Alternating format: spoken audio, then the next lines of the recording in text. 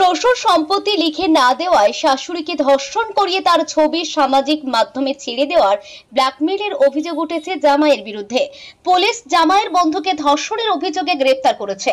চাঞ্চল্যকর এই ঘটনাটি ঘটেছে হাওড়ার বাগনান থানার মিল্লক গ্রামে।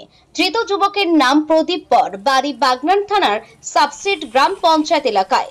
পুলিশ সূত্রে জানা গিয়েছে, মিল্লক গ্রামের বাসিন্দা এক মধ্যবয়সী গৃহবধূকে গত 11 ফেব্রুয়ারি বাড়িতে কেউ না থাকার সুযোগ নিয়ে ধর্ষণ করে প্রদীপ এবং এই ধর্ষণে সাহায্য করে প্রদীপের বন্ধু তথা গৃহবধূর জামাই প্রিয় পাজা।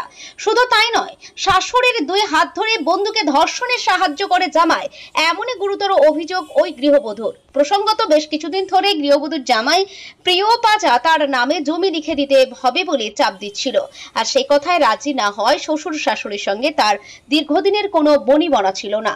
এমনকি তার মেয়েকেও বাবার বাড়িতেও যাতায়াত বন্ধ করে দিয়েছিল।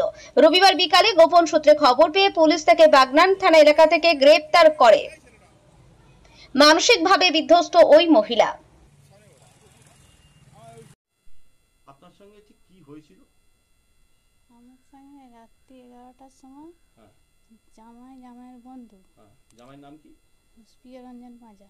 জামাই বন্ধু প্রদীপ বর। কি হয়েছিল? রাত্রি 11টার সময় আমার হাত পা মুখ বেঁধে বিছানায় ফেলে দিয়ে করেছিল। দুজন মানে বন্ধুটা করেছিল। জামাই কি করেছিল? জামাই করেছিল, সেও উঠেছিল, ভিডিও ক্যামেরা করেছিল। তো তারপর থানায় জানিয়েছে? হ্যাঁ। পুলিশ অ্যারেস্ট করেছে? একজনকে করেছে। তো এখন কি চাইছেন? আমি এদের শাস্তি চাই। তো কতদিন আগেকার ঘটনা সেটা? না, 11 তারিখ। তো এখন ওদের শাস্তি চাইছেন? হ্যাঁ। পুলিশ যে একজনকে অ্যারেস্ট করলো, মূল অভিযুক্তকে অ্যারেস্ট করেছে, এতে কি আপনি খুশি? হ্যাঁ।